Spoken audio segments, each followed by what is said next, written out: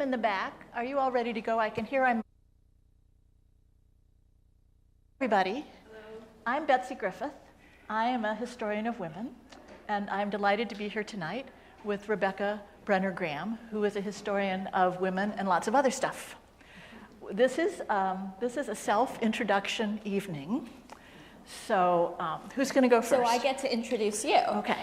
So this is Dr. Elisabeth Griffith, according to me. So I first crossed paths with Dr. G when I was a history teacher at the Madeira School, where she is, famous is an understatement because she was head of school for 22 years and everyone there just loves her. So that was the first context in which we met. She also holds a PhD in history from American University in Washington, D.C., a BA from Wellesley College, where she's friends with Hillary Clinton, and she is a renowned women's historian. She's author of a biography of Elizabeth Cady Stanton that was made into a documentary with a prestigious place, I forget which one. Ken Burns, the only film he did on women. And she also published Formidable, which is up here and available in the gift shop. And ready for this, is such a readable synthesis of American women's history that I listened to the audiobook while I was getting a cavity filled at the dentist, which someone who's here can actually confirm that that happened. And I am so grateful for Dr. Griffith for doing this event with me. I'm here because I'm a friend and fan of Rebecca Brenner Graham, a graduate of Mount Holyoke College, the alma mater of Frances Perkins. And I was delighted when we bumped into each other on the Madeira campus that my former colleagues in the history department said that they were referring to her as the new Dr. G.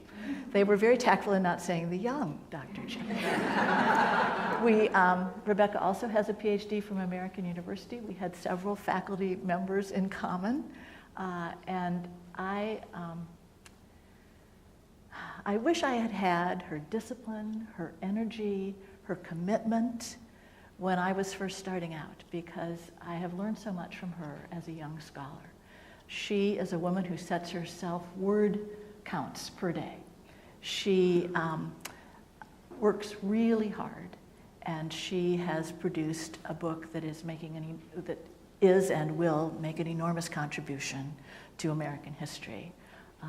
In unveiling a part of Frances Perkins' life that many people did not know about.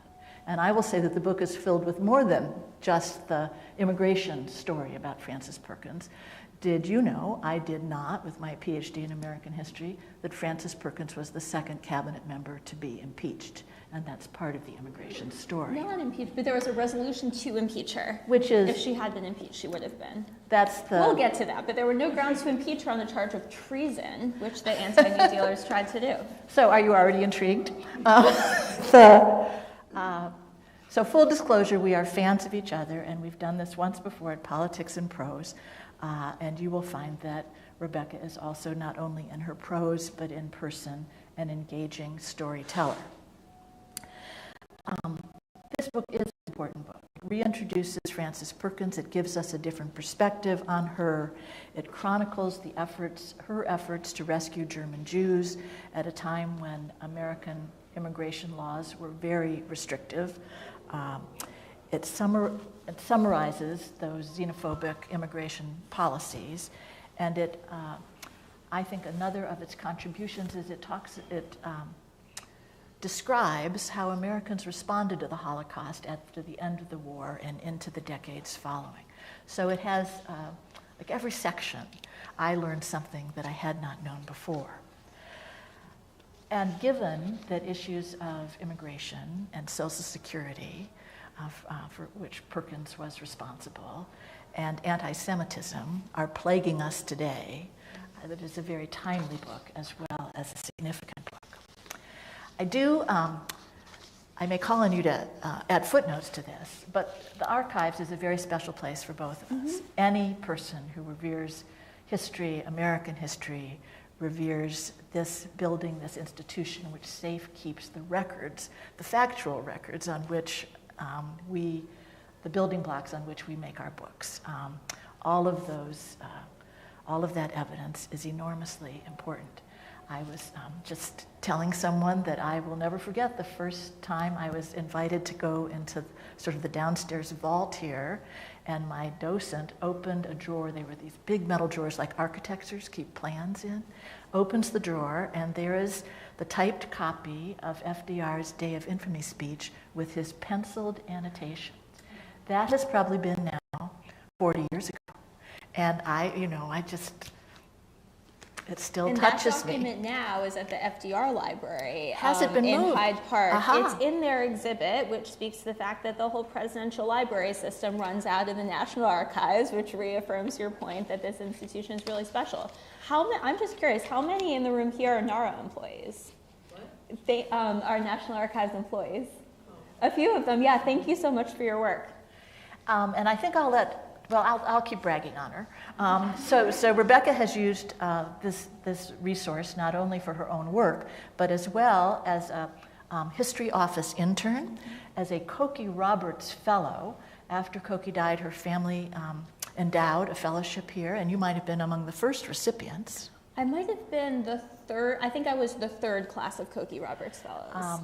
But it just sort of shows how these cycles go on. After that visit to the vault, I have returned to serve on the advisory committee that put together the suffrage exhibit in the Centennial exhibit in 2020, and it was Cokie Roberts who invited me to join that group. So there's a circle of people who love the archives, serve the archives, use the archives, and a sort of women's history sisterhood. It was, going to leap to Perkins now. Last Tuesday, March 25th, was the anniversary of the Triangle Shirtwaist Factory fire that many of you might know about. It was a tragedy in New York City. There were deaths. It was horrific, and it played a role in Frances Perkins' life. She called it the day that the New Deal was born. She said that later. She had the misfortune of watching it happen from across the street. Frances Perkins was living in Greenwich Village in New York City. She was working as executive secretary of the National Consumers League branch in New York. So at this point in 1911, she was already immersed in New York labor politics. She was 30 years old at the time. She was almost 31. So she had already decided what she wanted to do for her career. But after the trauma that was that event, and also watching it happen, I mean, of course it was worse for the people killed, but it was also very bad for anyone who had the misfortune of watching people die. So it was something she could not unsee. And then former governor of New York, Theodore Roosevelt, appointed her to lead a committee to investigate factories across New York State. So that was her next job. It felt like really urgent work to her. And then from that position, she was appointed to the state's industrial commission under Governor of New York, Al Smith, throughout the 1920s. He ran for president in 1928. He convinced Franklin D. Roosevelt to come out of political hiatus to run for governor of New York because he wanted him to be on the ticket, thinking that it would get him to win more states. Al Smith did not even win New York, but Franklin D. Roosevelt did, became governor. He appointed Frances Perkins, who had been good at the Industrial Commission, one more point, to be the industrial commissioner for the state of New York. And it was in that capacity that she first tested out New Deal type programs with future president of the United States, Franklin D. Roosevelt. I just wanted you to stop before the New Deal. We haven't even got to Washington yet. When she was working in Albany for FDR, she was the highest-ranking state official in the country in her role as Commissioner of Industrial Relations, whatever the formal title was. But I want to go backwards a little bit. One more reflection on the Triangle Fire. All of you who probably have seared in your memory 9/11 and seeing people jump, 147 Jewish teenagers leapt from the 9th and 10th story, so it was a much shorter fall. You could see everything. And the owners of the building were acquitted for charges of manslaughter. They were charged $25 for locking the doors to the fire escapes. So it was horrific and one of those life-changing events. So let's go backwards a little bit. Just in December, before the end of the last administration, President Biden stood in front of the Frances Perkins Department of Labor building and declared, made Frances Perkins' homestead in Maine a national monument. So backtrack all the way to her connection to Maine, her early education, what happened, what was she doing before that's very 1911? Sure. I mean, her family had been in Maine since the 7 Years' War, before the United States was a country. We don't have to go back that far, but she had relative descendants on the Mayflower and in the American Revolution, and her family was Maine-based. They were from 2 different cities in Maine. They're both in Chapter 1. I don't want to butcher them, though the Frances Perkins Center homestead is in Newcastle, Maine, on the Damariscotta River. And Frances Perkins was actually raised in Massachusetts, not in Maine, though she would grow up visiting her grandparents there, which was why it always felt like home to her. After being born in Boston, raised in Worcester, she attended Mount Holyoke College in Western Massachusetts, where any Mount Holyoke people in the room? Usually there's 1 or 2. Oh, good, 1. Thanks, we'll have to talk. 2. Oh, yes. And there she majored in the sciences, but she had an influential American economic history professor who taught her essentially that poverty was not working class people's fault and required students to visit the factories in Holyoke, Massachusetts.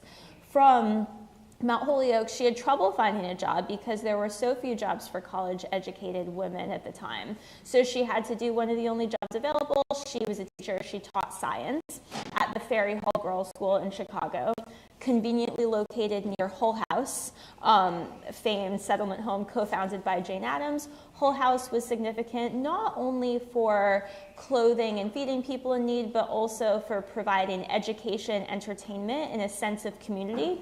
And it drew on the labor and firepower of more privileged college-educated women like Frances Perkins. So that was another moment that was formative for her. She wrote back to her Mount Holyoke Alumni Network. She said, quote, "Social justice would be my vocation." I, of course, use that as a section title in Chapter 1 because it's a great line. And then that volunteer work propelled Perkins back to the East Coast, where she worked in similar social reform movements, first in Philadelphia and then in New York City. And now we tie full circle back to when she witnessed the Triangle Fire.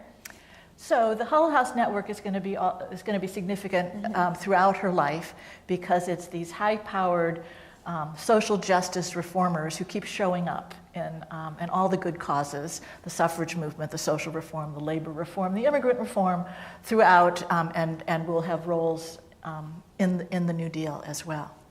So Frances Perkins was a quite attractive young woman, but when she began lobbying the New York State Legislature, this would be after 1911 in these roles, she decides she needs a disguise. So she makes herself dowdy. There's the hat, there's the baggy clothes. She wanted to make men think, she wanted to remind male legislators of their mother so that they would be respectful, they would not harass, and they might occasionally listen to her. I tried to have as much as possible a mask. I wanted to give the impression of being a quiet, orderly woman who did not buzz all the time. I knew that a lady interposing an idea into a man's conversation was unwelcome. I proceeded on the theory that this was a conversation on the porch of a golf club. You can't butt in with bright ideas. I am going to now leap to the New Deal, although we'll come back to how she ended up as the first female member of the cabinet. But at the first cabinet meeting, Vice President John Nance Garner, Texan, said, she spoke last, and he said to his wife, she didn't interrupt. She didn't butt in. She didn't ask any questions. She kept still until the president asked her what she had to say. Then she said it. She said it loud enough so I could hear. She said it plain and distinct. And plain and distinct is sort of Frances Perkins. So how does she end up in the cabinet? She was the industrial commissioner for the state of New York, which was essentially Secretary of Labor in Franklin Roosevelt's gubernatorial cabinet. They test ran Put People Back to Work program in New York State after the Great Depression started in 1929. And in 1932, when Franklin D. Roosevelt won the presidential election, women's groups were lobbying him. They had lobbied previous candidates too, to put a woman in the president's cabinet. And she, in some ways, was a fitting choice. I mean, you've already heard what her resume was like. She could certainly do the job.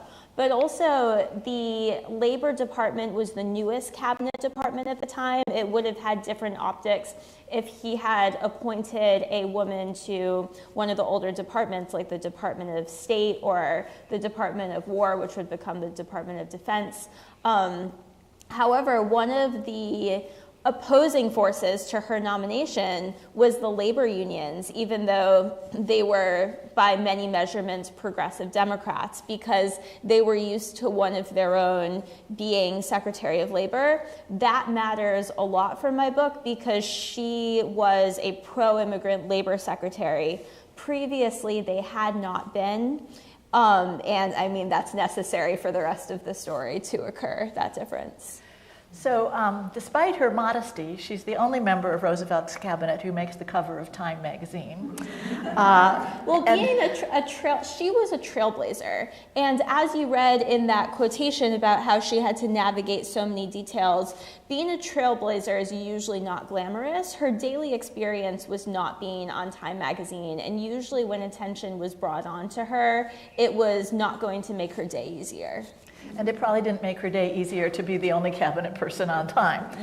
Now, in the Depression, starting with President Hoover, one of the federal government's responses was to pass rules that married couples, both employed by the federal government, somebody had to give up their job. So guess who stayed home? Wives were basically fired. They insisted that you work under your married name so that they could detect fraud. There was no rule about fathers and sons, but husbands and wives had to be divided. So Frances Perkins, by this time, is married, using her own name. She has a daughter in ill health.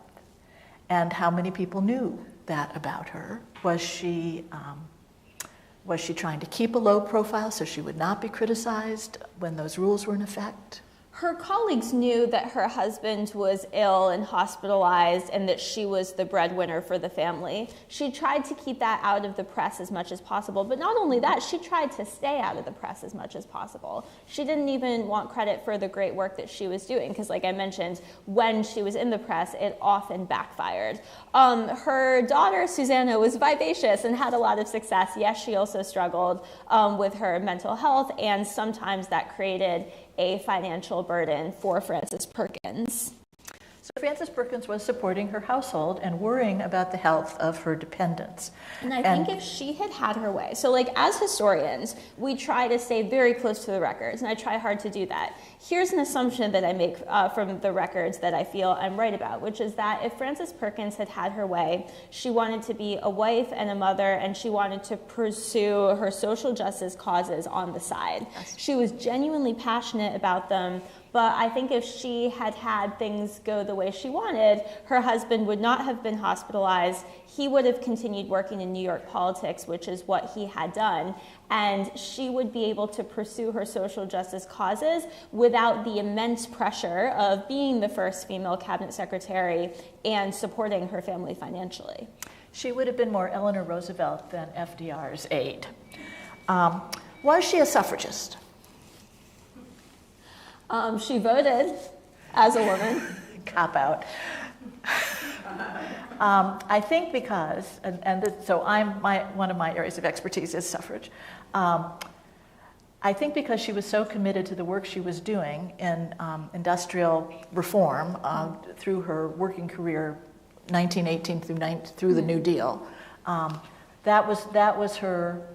And she voted and no doubt supported suffrage because all the women who were reformers wanted the right to vote to pursue their individual causes. So I'm sure she was. But according to the records I've looked at, she's not really a woman's woman. She has, the priority is labor, the priority is working people. So that would be my assessment. I think we must define woman's woman differently, because I look at the relationships she built with women on the priorities that she had. One of her two greatest strengths, I see her greatest strengths as her ability to prepare in advance for meetings and unpredictable situations, and also her ability to build strong relationships with people who know more in different areas than she does. The protagonist in chapter 5 of my book is Cecilia Rozovsky, who was also a woman's woman. But back to your question, was she a suffragist? I don't know, you might know whether Elizabeth Cady Stanton was a refugee advocate. I think she was just busy on other causes. Well, she was also an elitist and snobby and verging on xenophobic, and demonstrated most of the biases of her era. But there is a deeper point in your question, which is that these causes were interrelated. And Frances Perkins comes out of a broader women's movement of women who are connected to each other by their shared political priorities. They shaped her. I'm not going to belabor this, but most of the alums of Hull House are names that are repeated throughout the suffrage movement. They are allies of the National American Women's Suffrage Association. Some of them are Paul's Women's Party person. But you could say that Perkins is really the woman who's making the most effective change by doing the work for workers, labor unions, immigrants coming into this country in this same period, and then would use the vote and use democratic politics to advance her cause. Let's talk about, you said that the labor union organizers wanted a crony, and they weren't keen on the immigration concerns that she expressed. So talk a little bit more about American immigration policy from 1920, could go much farther back than that. Wherever you want to start, Americans' xenophobic immigration policy. There's some great scholarship about to come out. I'm thinking in particular about Anna Olaw, who's a political scientist at CUNY, and she's writing about early American immigration history, and I look forward to learning more about how Black lives and Indigenous perspectives were central to early American immigration history. In my book, the first piece of legislation that I really focus on in chapter 2 is the Chinese Exclusion Act of 1882, because that was the first time that Congress excluded people on the basis of their nationality from coming to the United States. And that matters because Congress doubled down. Well, it matters for a lot of people for a lot of reasons. But for this story, because Congress doubled down on it in 1917 with the Immigration Act of 1917 that barred the Asiatic zone, and it did some other things too, like it banned people with mental and physical disabilities from immigrating to the U.S., and also banned people who were, quote, likely to become a public charge, which is a whole can of worms that maybe we'll open, maybe we won't. In 1924, the Johnson-Reed Act set quotas for all of the countries where people immigrated to the U.S. It used late 19th century census data and racist pseudoscience to set numbers from every country in the world that sent immigrants of how many people could come from that country to the United States. Those were the laws of the land when Frances Perkins was Secretary of Labor. As Labor Secretary, she could not change the law. That's Congress's job. So that's the system that she had to work within throughout the period that I'm writing about in Dear Miss Perkins. Just adding a footnote, because historians can't help themselves. In the Declaration I cited a political scientist, so go for it. In the Declaration of Independence, one of the abuses that the tyrant King George is guilty of is limiting immigration to our country, because we were so eager to grow population so that we could settle the coast and then keep going. But the key thing that Rebecca has outlined is this quota system. There are remnants, not really remnants, it exists in many parts of the policy still. It was abolished with lingering effects, absolutely. So like in 1965, the Immigration Act of 1965, it did abolish the quota system and instead replaced immigration to the U.S. With a system that prioritizes people with family here and with jobs here. So since 1965, it has continued to be restrictive, but not based on nationality using racist pseudoscience like it was during this era. So Frances Perkins is stuck with this congressionally set immigration law, and as she's moving into her New Deal years, she becomes aware, and probably in advance of most Americans, of what's going on because of the letters and correspondence, both because she's astute, but also because of the correspondence, much of which you found here at the archives. Talk about dear Miss Perkins. I would love to talk about my home documents, record group 174, and I will, but first, when she got to the Department of Labor, she says in her oral histories that several different men introduced themselves to her as in charge of immigration. So Frances Perkins came to Washington to work on curtailing the damages of the Great Depression, but immigration quickly became her problem because the Department of Labor had been using its resources to deport people in an effort to, I don't know, something about American jobs. So she asked the president for an executive order that combined the Immigration Bureau with the Naturalization Bureau in the Department of Labor to create the Immigration Naturalization Service, the INS. Since then, it's been in the Justice Department, and now it's in DHS. But Perkins created it to consolidate authority and reform the system. So that's why they're even writing to her about immigration, because the INS is there and she created it. And she had many social reforms that she did in that way. Many of them were ideas that she had learned in the whole house movement. So then another way that Frances Perkins becomes involved in the refugees' cause is that she's personally friends with Dorothy Thompson, who there was an article about her in The Atlantic the other day. She was an American journalist living in Germany throughout the 1920s and covering the rise of the Nazi Party. She was banned from Germany in 1934 for calling Hitler irrelevant. So she was wrong, but also he didn't want to be called irrelevant, and that was cause to ban her, which put her back in the US, where she was in DC, she was in New York, sometimes she was in California. I'm not really sure why, but some of her letters to Perkins are from a hotel in California. So Dorothy Thompson comes up first in my book because she gives Frances Perkins in person an eyewitness account of what it's like for people in Germany in 1933 and 1934. She was also one of many people from throughout Frances Perkins's life who wrote to her on behalf of individual refugees. She did that a couple times. I include one of them as a case study. But Record Group 174 at the National Archives is the Secretary of Labor's subject files, and within those subject files, there's like 7 or 8 boxes labeled immigration.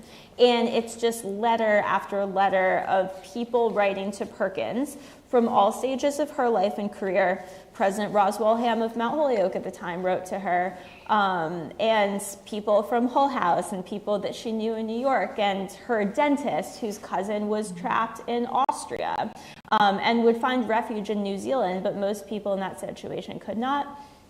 She would respond to them in one of 3 ways. Sometimes she said that she couldn't do anything because Congress made the laws and her hands were tied.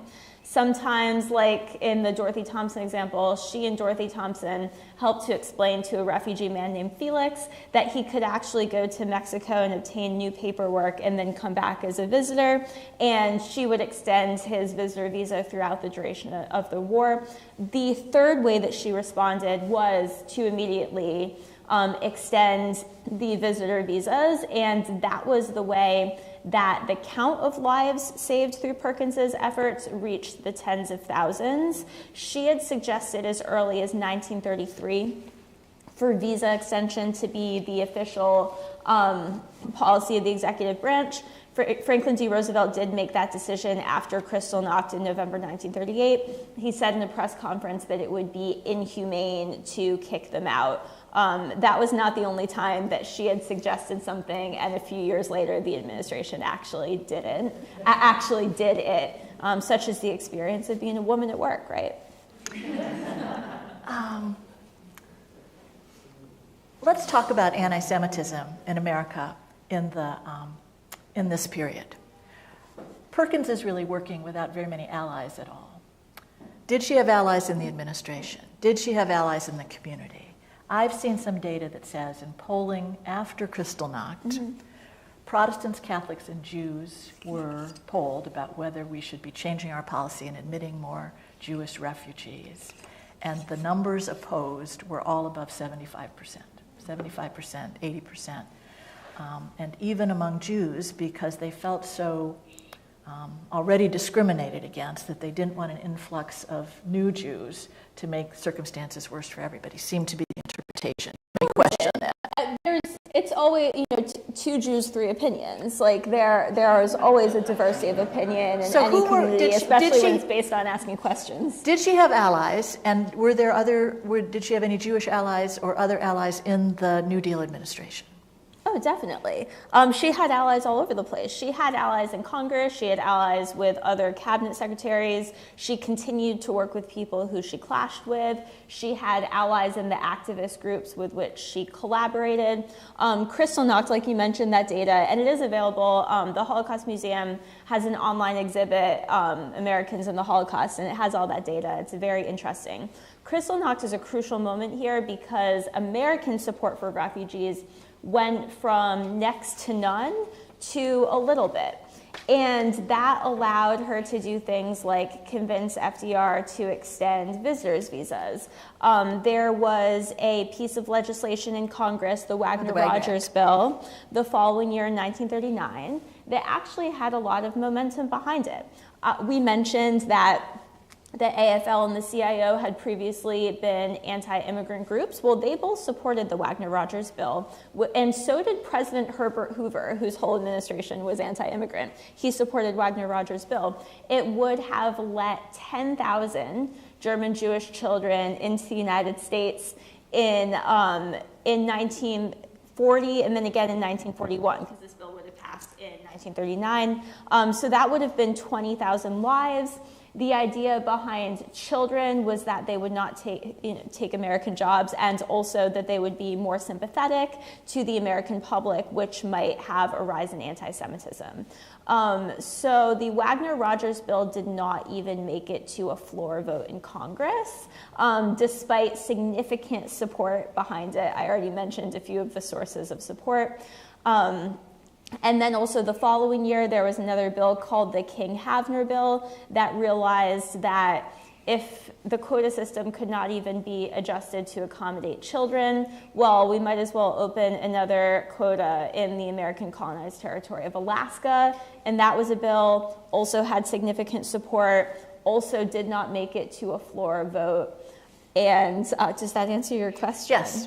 And I'm about to open the floor to questions. I hope you'll be prepared to ask some. If not, I always have more. But I want to remind all of us that this period in which Perkins is trying to press these reforms follows FDR's 1936 landslide election. But right after that election, he used up all his political capital by introducing the court packing bill.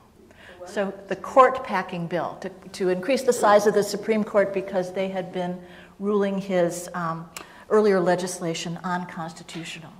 That lost FDR a lot of political clout, and these issues that you had strong reformers introducing into the Congress could only go so far if the president couldn't pick up the phone and get people to change their vote, and in that period of time he couldn't. And there are also the questions being asked about whether he would run for a third term or not. So there's a lot of political turmoil which is undermining Perkins' attempts here. Questions? Is it to stand up? Will they have a mic? Or yes, we have a mic in the back. Anybody who has a question? Sir.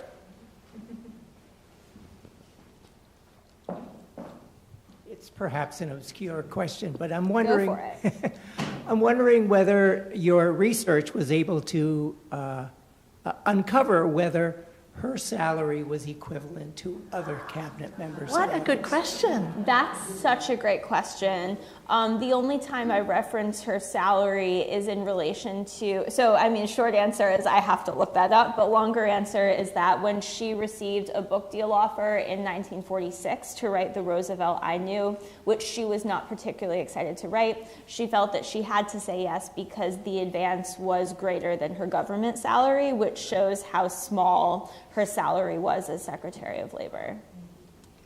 Perkins will have to continue the work the rest of her life. She's teaching, she's involved in some government commissions, she ends up at Cornell, but she is continuing to support herself and care for her family members. Another?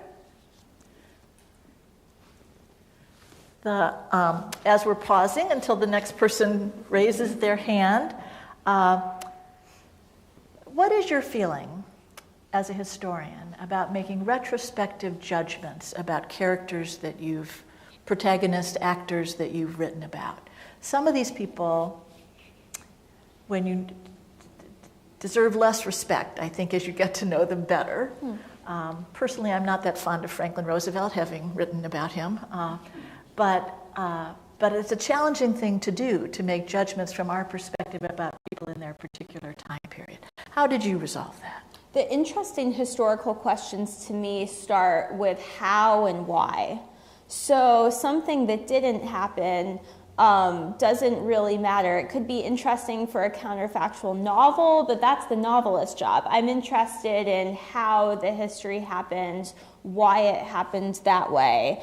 And then sometimes more personal questions like who you'd like to have coffee with in history can be fun and help to bear out the details.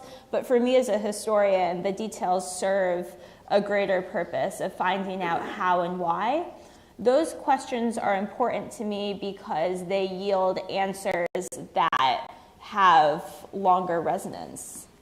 If I had been reviewing your book, I might have pointed out that you described the American ambassador to Germany, William Dobbs, as a person who had admired Jefferson the enslaver and Wilson the segregationist. In 1933-34, very few people thought of them using those adjectives. And we know that both Roosevelts demonstrated sort of the casual bias of their class about lots of other people.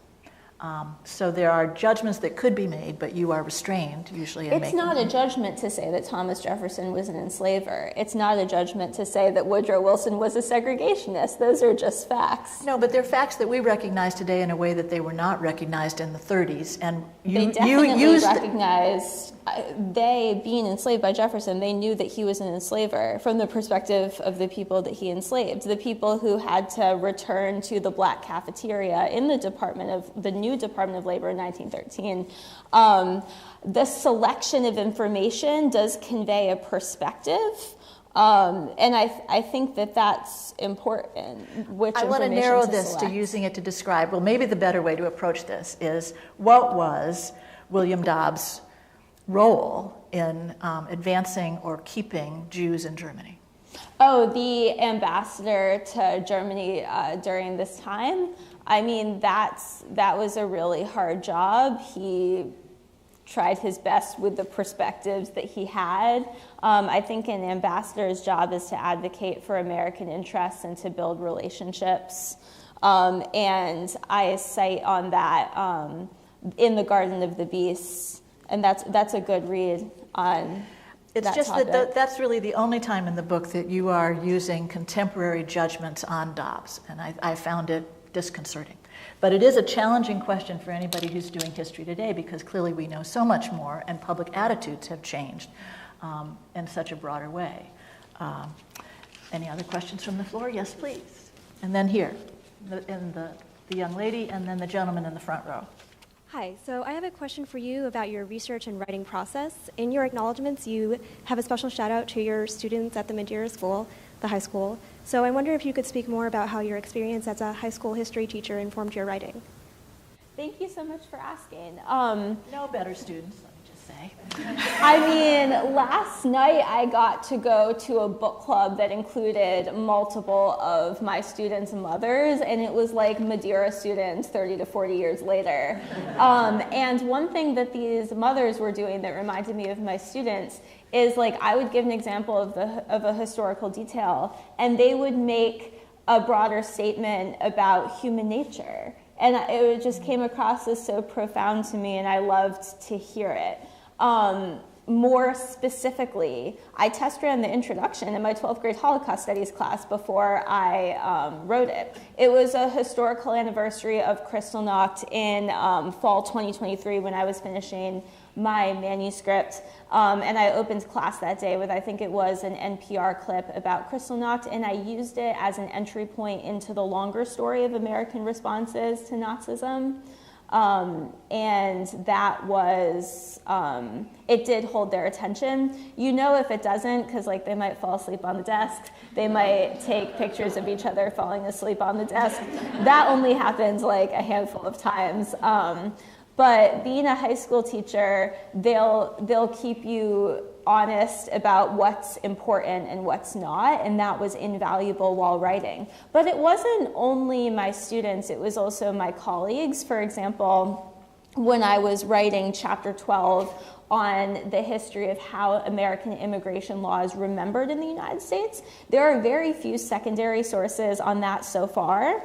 And I was getting, my deadline was approaching, and I was looking for examples, went across the hallway and asked a colleague, like how he first thought that the U.S. was a nation of immigrants. And he said, well, of course, Schoolhouse Rock, the great American melting pot. And so I spent a few paragraphs on that. I think anyone in this room can understand what an appealing teacher Rebecca would be for a bunch of teenage girls who all want to be like her. There was a question here. Sir, there's right with the mic, please, so we can record it. Thank you. Could you go into a little more detail on the support she had for the pro-immigrant, the anti-Semitic movement, and then maybe a few words on who her primary opposition was? That's a great question, and both of them shift a little bit throughout the administration. When Frances Perkins became Secretary of Labor, she had a lot of support from a lot of directions. We've already talked about the broader women's labor movement, and some of her colleagues come out of there. But she also collaborated with, I think at the time he was not a Supreme Court justice yet, but Felix Frankfurter was an ally. Federal Judge Julian Mack helped her prepare some details for an April 1933 cabinet meeting where they discussed refugee policy.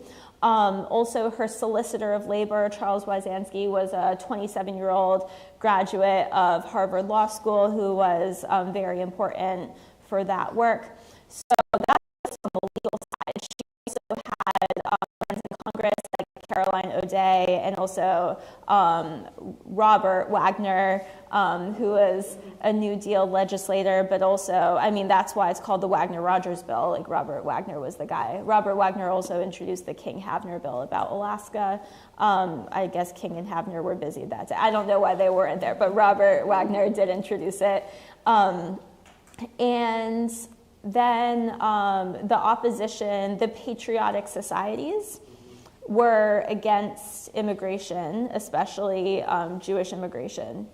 And they would say things on the floor of Congress, like, if we allow Jewish immigrants, what's next? Chinese immigrants? As if that's absurd and just... So, she would have been eligible to be a member of the Daughters of the American Revolution, but she was not the only person in that position diverging from those ideas.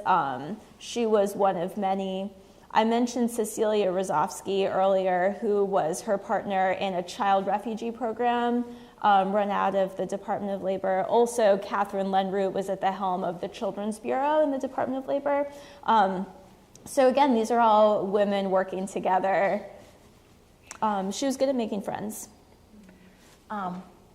Another add-on, the Chinese Exclusion Act that Rebecca referenced, 1882, was withdrawn in 1943 because by then we were allied with China. So it was embarrassing. And Madam Chiang Kai-shek went to the Hill, said, cut this out, we're your allies. But they did not include any other Asians until the middle of the 1950s. I saw another, over here please, right here, and then I'll come to this side. Oh, I'm sorry. First of all, thank you so much for writing this book. She never gets enough ink, and she doesn't get credit for everything she gave us, and it drives me crazy. But it's sort of two questions in one. First, it was always my understanding she was like the first person to experience birtherism, where there was the accusation that she was the woman with the Russian name and everything, and she hadn't been born here and all of that malarkey. Was that the result of what she was doing here, or was it the Harry Bridges stuff? And then, as a second part of that, she stood up the farm workers program. Did she get the same kind of blowback that she was getting for this? The Bracero program. Excellent questions. So I have never heard the Matilda Watsky story described as birtherism, but I don't see a reason why not to call it birtherism. I mean, Rebecca, say more for everybody else. Frances Perkins was married to a man named Paul Wilson, which is a common name. There was a different Paul Wilson who married a woman named Matilda Watsky around the same time, who was a Russian Jewish immigrant. So to your question, the anti-New Dealers, and I'll circle back to whether it was like those programs or the refugees, the anti-New Dealers went out of their way. This was like Martin Dies, who's a congressman, and some others too.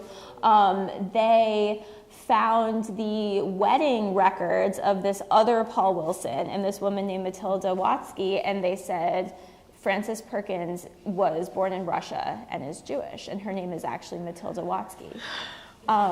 So this was actually believed by so many people that Frances Perkins, who rarely responded to criticism, did circulate and publicize a letter outlining her ancestry.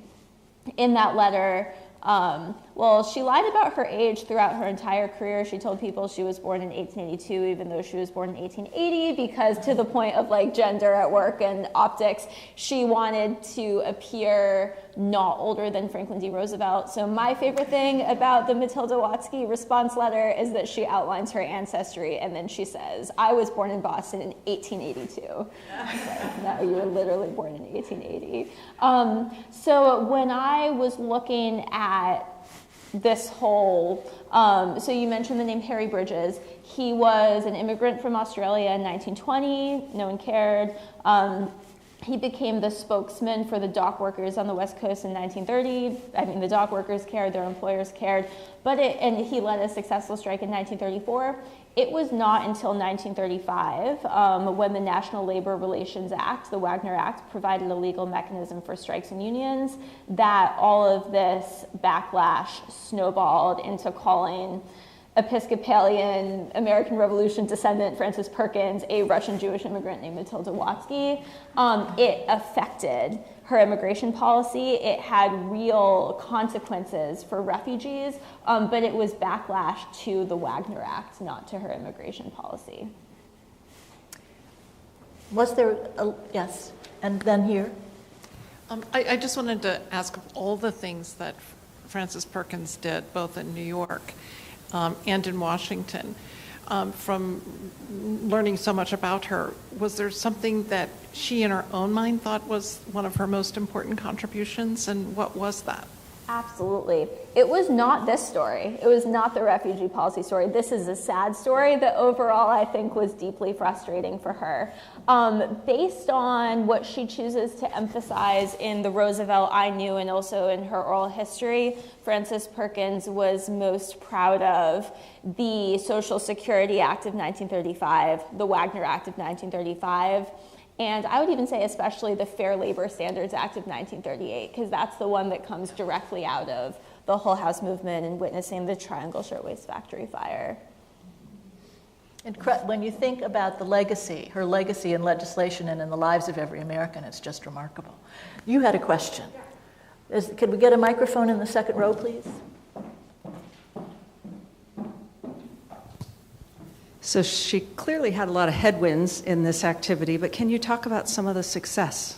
And also just beyond that, she was so active in so many areas after her time in the federal government. Did any of this carry through to the future as well? The child refugee program is hard to call a success just because the fact that the adults could not immigrate meant that it was separating families. However, between 500 and 1,000 refugee children, I know that's a wide range, but were able to come over through this partnership between Perkins's Department of Labor and its Children's Bureau and the German Jewish Children's Aid Incorporated, which was led by Cecilia Rozovsky. The spirit of this program was that sometimes they'd even bring a ship over with one refugee child on it. And it was a lot of work to bring each ship. They had to coordinate with multiple agencies overseas in Germany. They had to raise money. They had to find homes for them. So the child refugee program, while inherently tragic, was an effort that was able to come to fruition. Also, the visa extensions. I spent a chapter on the Von Trapp family singers because she extended their visitor visas a couple times. They were not Jewish, and they're actually representative of who was able to find refuge here because they had wide networks and they were good at singing and some other privileges. Any other audience questions? Was there any country among the Allies who did a better job than we in accepting Jewish refugees from Germany? From a collective structural perspective, I don't know, but the individual perspective matters too, and I can tell you that her dentist cousin, Andre Verity, found refuge in New Zealand, not the United States. One of my colleagues in the women's movement ended up being a White House fellow in the Justice Department, and under President Clinton, she was head of the INS. And she says that Americans only like immigrants retrospectively. We only welcome them in our mythological history of how welcoming we have been. This is clearly a very divisive issue in our country. And not one of us in this room, unless you are a Native American and I'm not recognizing you, was here to begin with. So we have a lot to learn from historian Rebecca Brenner Graham. I want to commend her because I think this book makes such a significant contribution to American history and our understanding of the New Deal and our immigration policy. And whoever was saying something about Frances Perkins not getting enough attention, I think we all feel even more strongly about that after tonight. I wish to point out that the bookstore downstairs is now selling Frances Perkins statuettes. And with her hat. The hat was her signature. And she may have worn it as protective covering. She may have worn it because she was a lady in a room. And it has her pearls too. The appropriate attire for either the New York social volunteer that she hoped to be when she married in the 19-teens, or this incredibly powerful change agent who purposely worked behind the scenes and always gave the president credit, to the woman who would influence many students at Cornell University, where she would lead their School of Industrial Relations. So I think we're both very grateful you were here. Thank you so much for being such a good audience. And those of you who are watching, thanks so much. Thank you.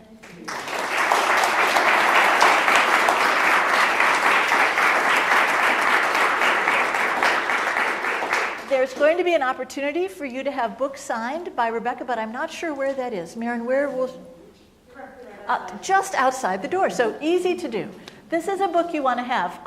I apologize to you because the parts about how American culture dealt with the Holocaust after the war, the parts about the influence of Anne Frank on America's thinking about the Holocaust, those, it's worth the book just for those, but those are in the latter pages, and all the front pages are about Perkins. Thank you again.